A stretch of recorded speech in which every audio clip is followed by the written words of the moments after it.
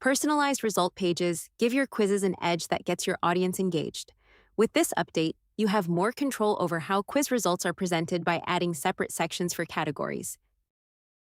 Let's learn how to add custom category content to the quiz results. Inside the quiz builder, go to Customize Result page. Click Plus Add section, then select Individual Category.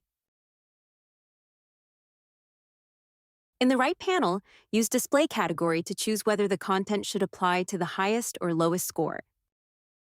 Customize the content for that category, including text, images, videos, CTA text, and links.